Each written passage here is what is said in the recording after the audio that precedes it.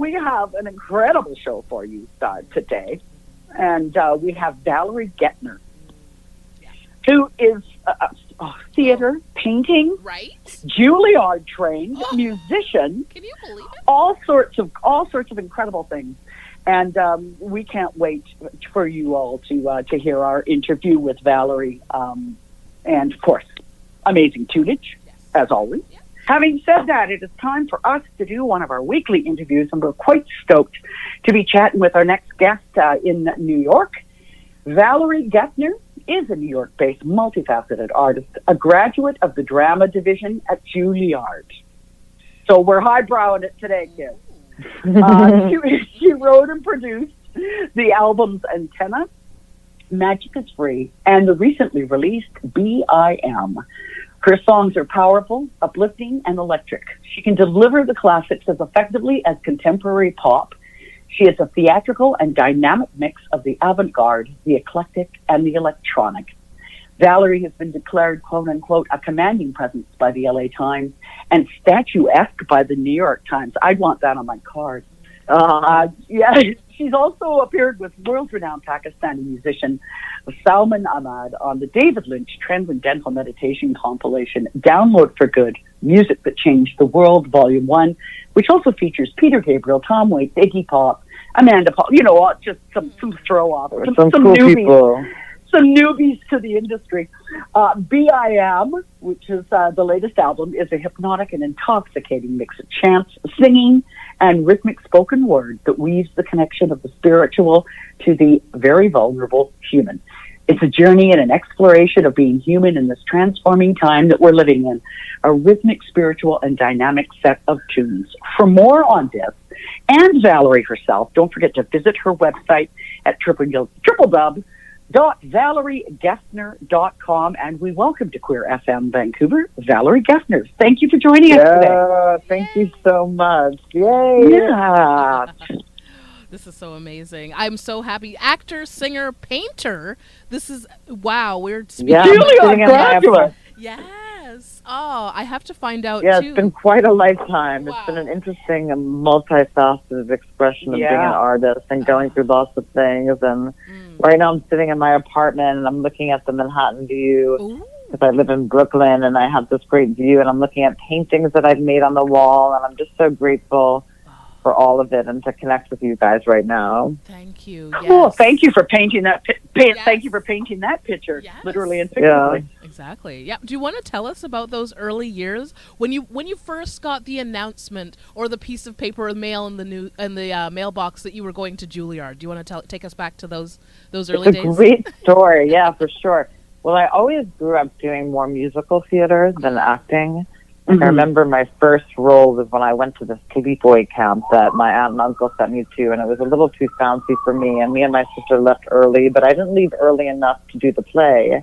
And it was my first play, and it was an all-girls camp, and I played Rooster, the brother of Annie, and it was so empowering. And then all my life I did musical theater, and then I went to musical theater high school, and then I went for 2 years to the University of Michigan for musical theater, but I didn't quite feel like it was the ideal program for me with all the tap dancing classes, and I wasn't sure that I wanted a career being in typical musicals. And this guy that I looked up to was auditioning for Juilliard, and I was like, that sounds like a fun idea. And it was really inspired. Wow. It was fired by this idol of mine that was auditioning. So I flew to Chicago. I got to Chicago actually on a train from Michigan. And then I got in, and I remember one morning when I was in my Ann Arbor apartment, this woman, Kathy Hood, who's amazing, called me, and she's like the administrative head, and she was like, you got into Juilliard. And I was really shocked because it was like an audition that I had the call back right after, and I thought it would take a month, and it was a week after that they called. And one of the first things I said is I asked if my friend that inspired me to audition. Yeah, that's what I think. Yeah, I was like, did he get in? And they said, no, he didn't, but I really was stoked. And then the funny thing, too, is I called my mom, who was a teacher, and she was in such disbelief that she herself called Juilliard and was like, is it true that my daughter just got in? Wow. Amazing. Oh, I love that. Well, it's like those movie stars that go, oh yeah, well, it's my brother and my sister was going in for an audition, so I thought I'd give it a try while I'm there, and then they get the role, and the actual one who went there first, and you hear these stories more often. But I'm hoping they were happy for you. Yeah, totally. I feel like the time I had at Juilliard almost gave me like a full theater career, because thank God I always really did get leads, and the type of productions that we worked on were so varied that I think about what is in my energetic system of imbibing all those roles and all those times, whether it was Greek theater, Shakespeare, or Chekhov, and just really how that's in my being, all those roles I played and all those experiences, because for those 4 years, you're always in a play, you're always in rehearsal. It's a very incredible time. Sometimes I dream about going back. I still sometimes do these Zooms that are for alumni, but it really was a highlighted time that I felt like I had a thriving theater career. It was an amazing, not just a theater career because you're in a training program, but I just had such a rich experiencing with experience with all the classes and the roles that I played. And I'm still in touch with people today, and it was a real highlight of my life. Oh yeah, you're surrounded by creativity on all fronts. Yeah, it's totally true. Yeah, from a creative standpoint, it must be just just the sponge walking through the halls, and because there's how many different departments do they have in Juilliard? They have music. They have music, theater, dance, and opera. I think that's music. I think that's what it is, unless I'm blanking on. Within the music, they may have like a jazz component, but I overall think that's the main thing. So all the mediums that you work in, because you definitely do. Do you have a favorite? Do you have something that you lean to, that you're more prolific or you're most comfortable in? Is it the painting? Is it the theater? Is it? Well, lately I've, thank God, since COVID's getting a little bit transforming and there's live performances happening. In the past month, I've performed 4 times live, and I will say that in life, it's funny, one of my songs from BIM, I always think of the opening lyrics. It's the song On the Road, and it opens up with this line that came through me, and it's a lot to be human, it's a lot to be alive. Sometimes I make myself fall and then I thrive. And so for me, it is true. It's a lot to be human, and it's a lot to be alive. And when I'm on stage, I don't feel that way. When I'm on stage, I feel fully imbibed. I really feel connected to a higher power. I feel like I'm very present. In life, I can get like ADHD, think about this, think about that, worry about this. But then when I'm performing, I feel so full embodied and really connected to my audience. It becomes like a serviceable entertainment.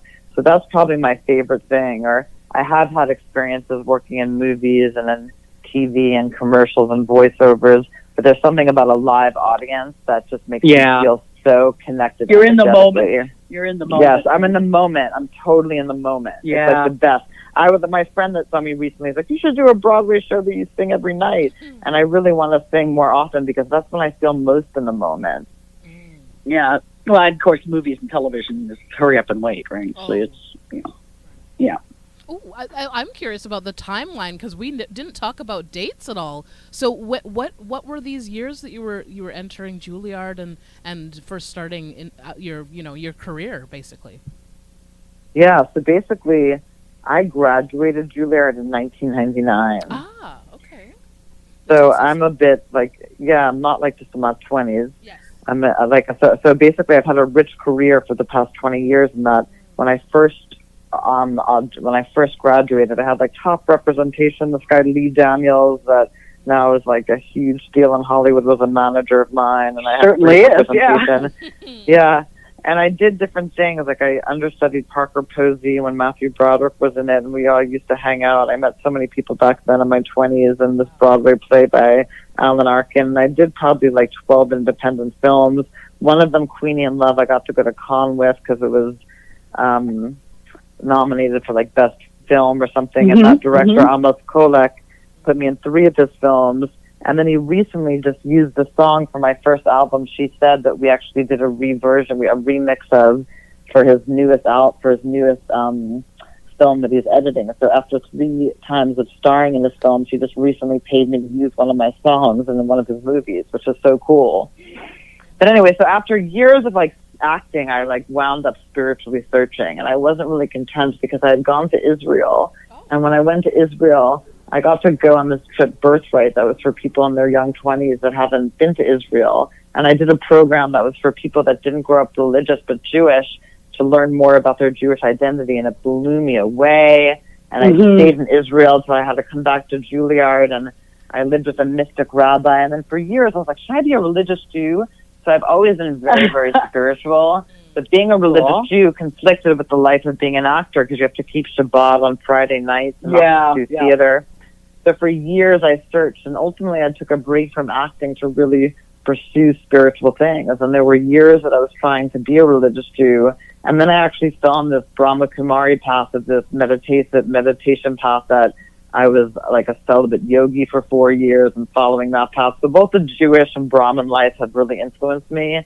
And I've always been spiritual, and I would say I left the acting world to communicate my truth with music, and I've been writing music since like 2005. And I even wrote songs when I was a young girl, but I've been like recording actively since like probably the early 2000s. What a rich history. And yeah, gosh, that's for sure. And lots of outlets for all your creativity. This is, that's a great thing. It keeps one on an even keel and manages to level out in often trying times, and especially these years. So when you headed off to New York, to the Big Apple, just to start your tenure at Juilliard, was this the first time you'd been there? I actually grew up with a single mom and an older sister in Valley Stream, which I like to call Valerie Stream, Long Island. So it actually is not too far from New York City. It's it's near Queens, and I would come sometimes to New York growing up, but I grew up in Long Island, so I'm like a native in the New York State person. I was leading.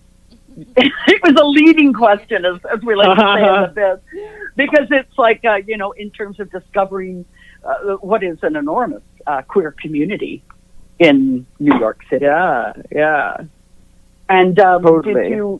Did you dive right in, so to speak, and develop yourself? And right away I started like meeting people, and I've always been friends with people in the queer community, and I've always been a sacred weirdo that feels like, I don't know, there's something about the queer community. When I say sacred weirdo, I don't mean that in like a bad way. I mean like people that have to really go through a lot to find out who they are, and then to be who they are in a world that at times doesn't really celebrate people becoming unique and amazing. So I always gravitated even towards performing in these environments where I just felt like it was a community that embraced things that weren't in the norm and that found beauty where some people couldn't, and to experience the power of finding out and being who you are.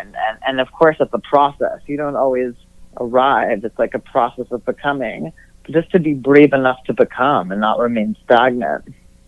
Beautifully put. And did you do a lot of performances in within the queer community? Like Melissa F. Yeah, like there's a couple of these icons in New York that I don't know if you would be familiar. One woman, there's a documentary about her on Netflix, Suzanne Barsh. Yes. And she does so many amazing huge queer events, and it's been a while, but back in the day I would perform at her events several times, and it was amazing, like big audiences, costumes, everyone was dressed up, most people. And then also there's this icon, Kenny, who's just amazing, and I would perform at his parties. And then twice I went to Berlin and performed at queer venues there, the Hoffen and Chantal's House of Beauty. Yeah, that'd be fun. and I actually really want to go back there and perform for those places. Those venues really embraced me. And I performed at a couple of other places there too, this Hotel Axel, I think it was called, like different places. And I just felt so embraced and so accepted, and also so able to be theatrical and full on. Oh, anything goes in Berlin. I lived in Germany for a while, so it's experiences. I'm like, oh yeah, that they love it. They eat it up. Yeah, for sure. Have you found that the community has influenced your performing styles at all? Yeah, for sure. I feel like anyone that goes through a journey that can be difficult to find your truth influences me. And anyone that becomes committed to declaring who they are to themselves and other people empowers me.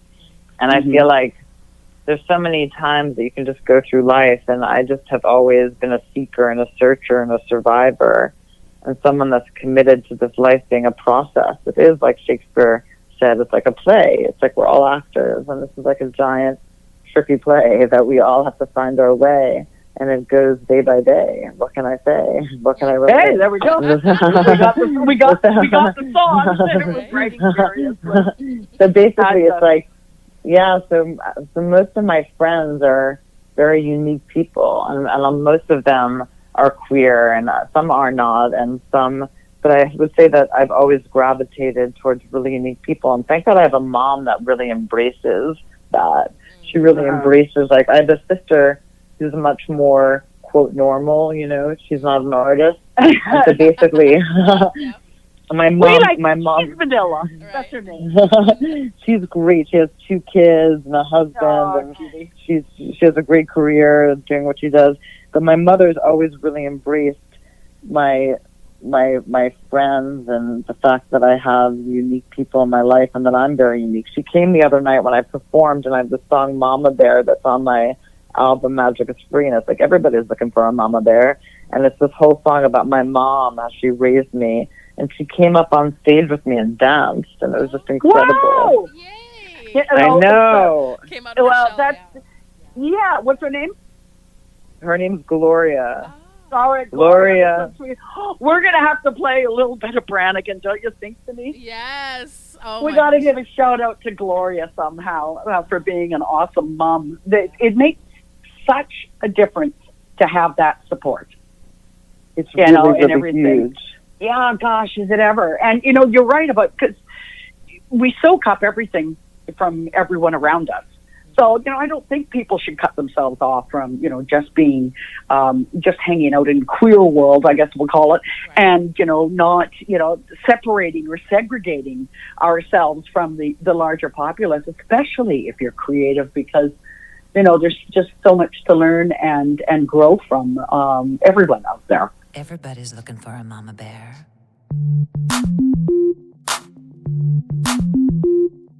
Honey is your money when your money is love. Honey is your money when your money is love. Everybody's looking for a mama bear. Everybody's looking for a mama bear. Everybody's looking for a mama bear. Everybody's looking for a mama bear.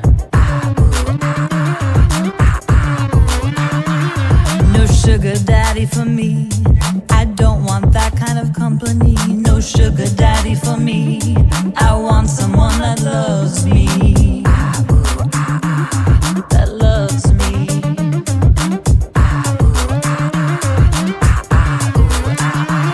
She helped me find my way.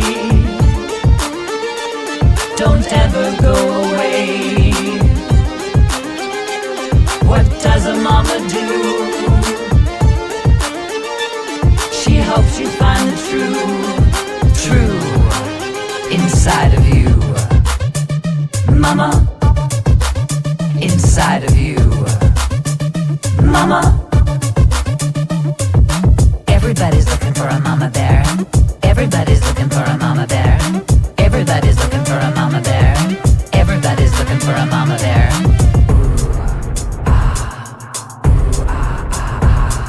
Honey is your money when your money is love. I'm going into your cave, and I promise I'll behave. I'll give you lots of space. It's the honey that I chase. It's the honey that I chase. There's a mama that's inside of me, and there's one inside of you.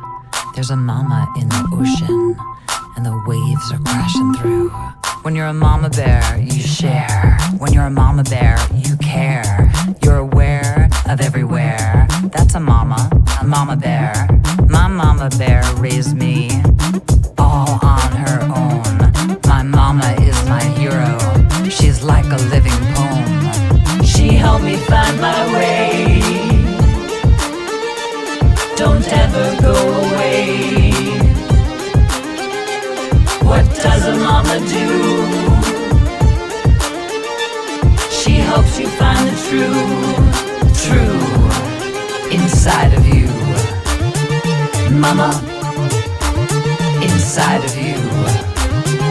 Mama, inside of you. Everybody's looking for a mama bear. Mama, inside of you. Everybody's looking for a mama bear. Mama,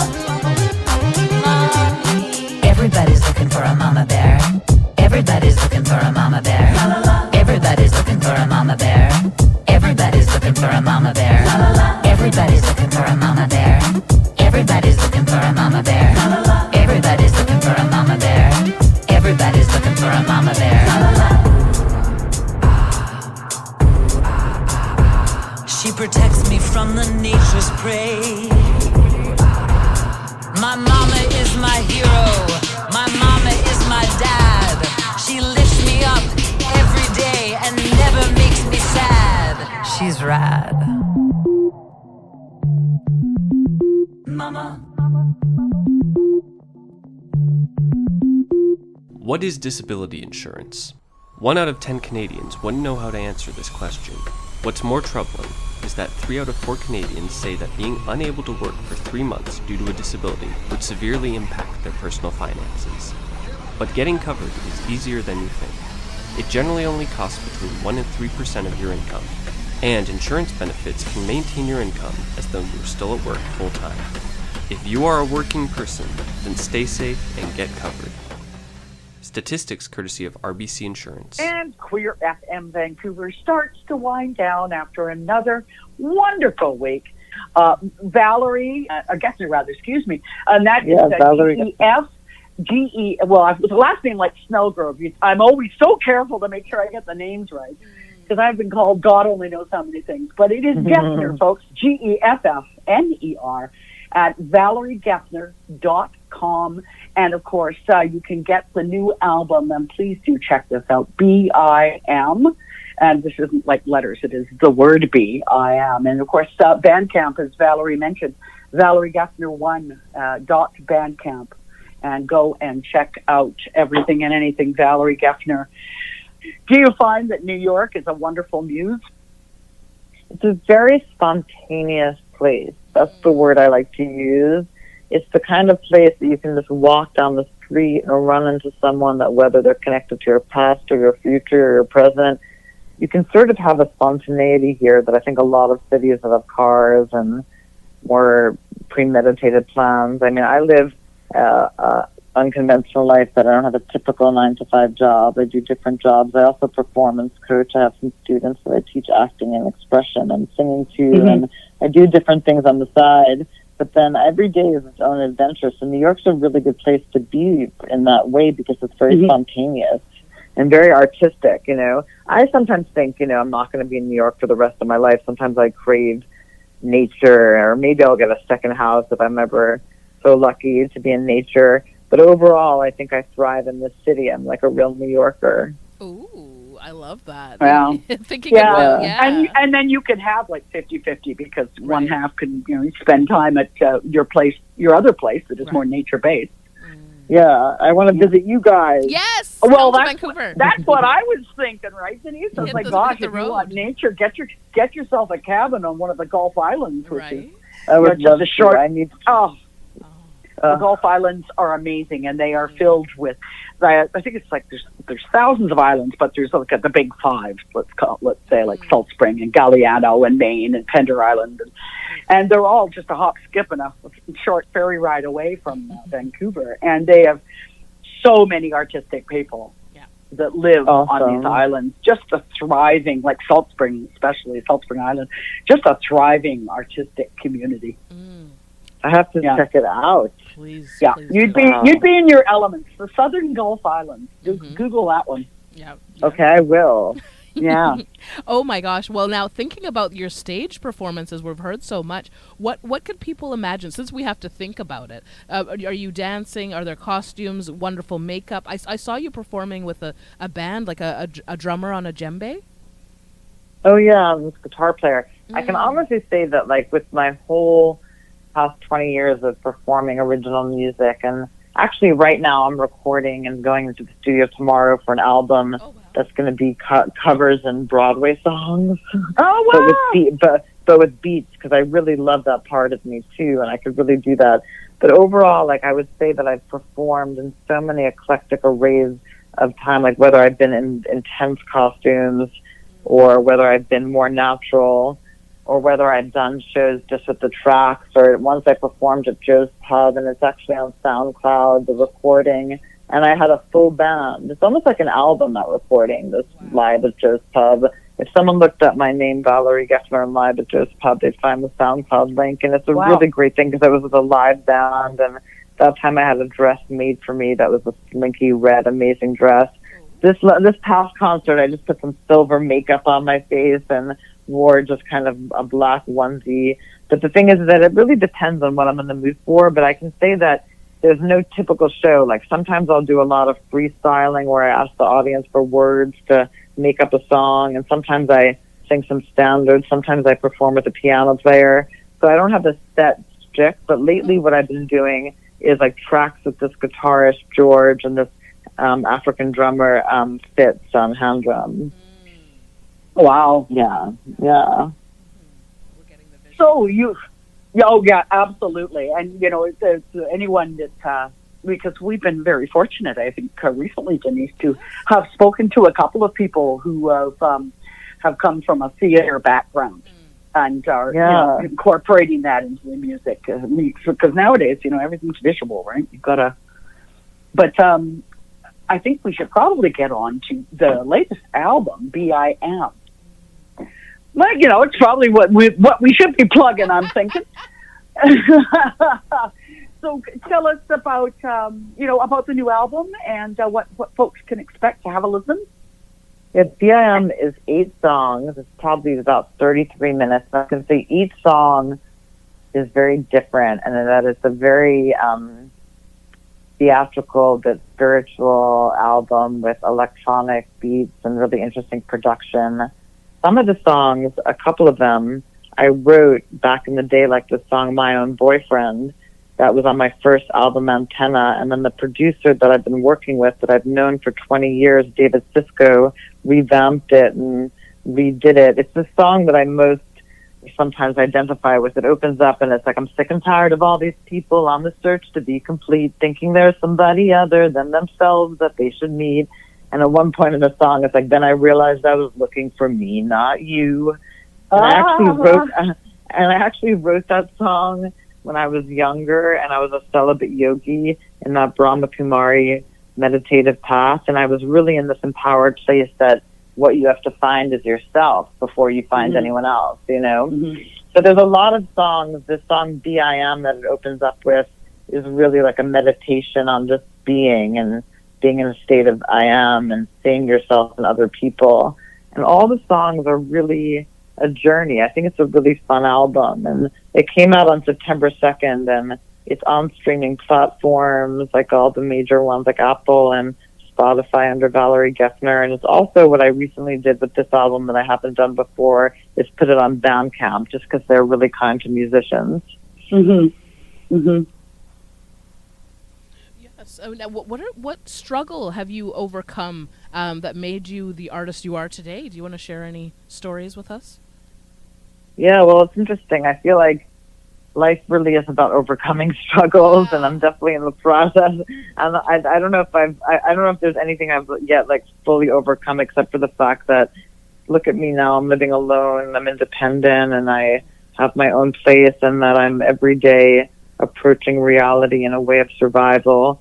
But I've lived through a lot. Like I had when I grew up, my mom, when she was pregnant, my father was cheating on her, and he left when I was born, and he actually passed away over a year ago, so I do miss him, and I grew to forgive him. He had bipolar, and I actually, in this lifetime, karmically, whether it's a spiritual thing or a chemical thing or both, I have that same diagnosis.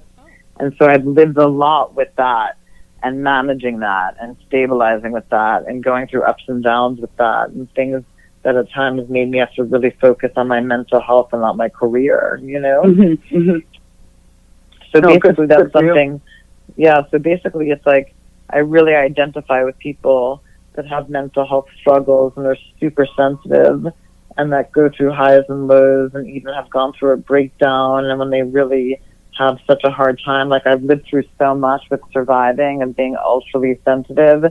And I also feel like another thing that I've survived is the person that I really wanted to wind up with is now with another person. And it's not totally unrequited love, because I know they love me, but it's unfulfilled love, because I don't think we'll be together in this lifetime in that way of partnership, of reality. And that's been a painful thing, because I felt like that person was my twin flame, and we went through so much for like 20 years. So that's been a big longing and thing. And so basically, I'll just last mention one other thing that really made me become who I was, is that I had a very epic place in Soho that was rent stabilized in Soho that I lived in for like 13 years. And there was like a blazing fire that still's a mystery how it started, that burnt all my art, and I survived. Oh, no. It was in 2016. So I'm definitely a phoenix. I'm someone that's really gone Rising through, from the ashes. yeah, like I'm definitely in the process of like, that was in 2016. So I definitely am someone that, you know, my major accomplishment is surviving and just going through a life that hasn't always been so easy, and that I've actually tried to, with my art, connect to the higher part of me and not just complain with my lyrics, but to also inspire and talk about things that I feel are worthy to be listened to. I fully understand and empathize on so many different levels with what you just said. Yeah, very, very much so. There's and you know, in terms of mental health, and someday survivor is the best word. You know, you can equate with mental health and mental health illness, because it is just trying to get through the minute. You know, trying to get through the hour. It is this is what people still don't understand. You know, it is an illness, and sometimes it is debilitating, and you never know when it's going to creep up. You wake up one day and it's just like, okay, there's a bad day, there's a scary day, you know, and then other days are winners, and so, you know, we're all just surviving. So thank you, thank you for speaking to that. Actually, I've spoken to just to say before we go that I spoke to my therapist. I was like, should I bring up when I'm being interviewed? Because I never really have in a public way that I've dealt with this. And she was like, why not? And I just really feel like I'm brave to have shared that, because it's something that I don't always share to people, you know? Yeah, absolutely. So thank you for making me feel comfortable enough to share. Oh, no, for sure, because I've got the unrequited, and I've been struggling. I'm a glass half full person, and I've been having problems with it being a half empty glass, and we have our highs and we have our lows. So we certainly empathize with you. Thank God I'm doing well today. That doesn't kill us, makes us stronger. But I'm stable today, which is great. Thank God. I'm much better than yesterday. Let's put it that way. Yeah. Yeah. You know, we'll some days just aren't winners, daughter, is what my dad used to say, and you kind of got to go with that one. What do you hope is the larger message and impact of your music? You know, if you were old Valerie looking back on now Valerie. Totally, I love that. I think that it's something, too, about what we're speaking about surviving and about also expressing your truth, and not in a lamenting way. I think that, sometimes people can get so used to complaining, and I think it's really amazing sometimes to practice refraining from complaining and to channel the part of you that's the higher part of you, and that also you feel you're expressing your truth, and that I don't think it's about one song. It's my collective body of work and the person that I am. And I think it's about, surviving and that it's worth hanging on when things look dark, and that the person that you're really looking for is yourself, and that we can't get attached to all these outside longings, that this journey of life is really about transforming ourselves and discovering ourselves and expressing our truths and discovering them. And so I think that's a big part of it. That's probably the best way we can end this conversation. Awesome. Don't you think, Denise? Yes. It's that's it in a nutshell. And gosh, would the world ever be a much, much better place if we would all just do that? Can you Those are imagine? awesome. Yeah. The billions of us all doing that would be that would just be amazing. Valerie Geffner, everybody, and that Geffner rather, excuse me, and that is Valerie G-E. Well, the last name like Snellgrove. I'm always so careful to make sure I get the names right because I've been called God only knows how many things. But it is Geffner, folks. Geffner at ValerieGeffner.com. And of course, you can get the new album, and please do check this out, B-I-M. And this isn't like letters, it is the word B-I-M. And of course, Bandcamp, as Valerie mentioned, ValerieGeffner1.bandcamp. And go and check out everything and anything Valerie Geffner. New York is a better place for you being in it, my friend. Oh, you guys are great. Thank you so much. Yeah, we want to thank you for being on Queer FM with Denise and I, and all the best to you. And hopefully one day we'll have you on again. I'm loving the what you're going to be working on tomorrow. Broadway songs, yeah, with a beat. Right. Yeah, totally. There's your title, Broadway with Beats. Yeah, that's what we're saying is the title actually, Broadway. Yeah. Or Beats with Broadway, Beats on Broadway, something like that. It just sounds like that's going to be an amazing project. So we wish you well and have an amazing, amazing week. Okay, you too, you guys. Thank you for connecting. You're very welcome, Valerie. This is Queer FM 101.9 on your radio dial with DJ Denise and Barb Snellgrove on CITR. We'll be right back.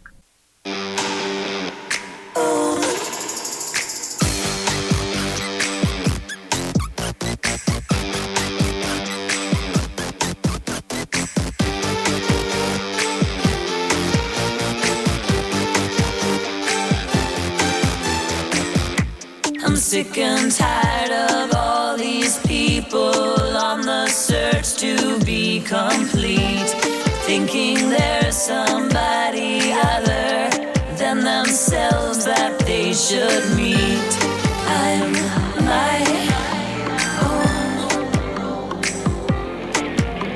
I'm my own.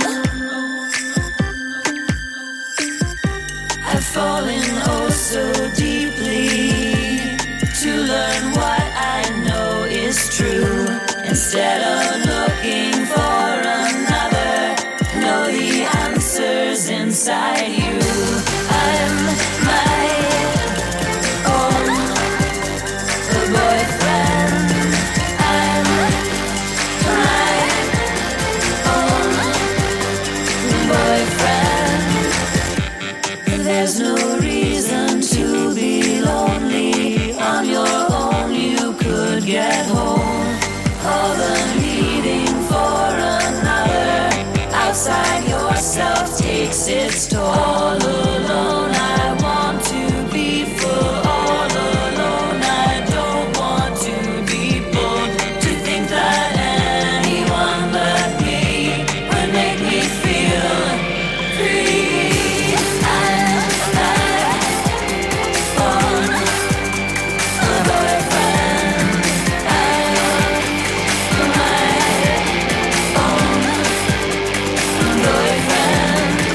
I've got to be a better boyfriend for me. I've got to be a better boyfriend for me. I've searched and I do love so deep. I learned that as you sow you reap. There's no reason you should hide from the truth that is inside. Then I realized I was looking for me, not you.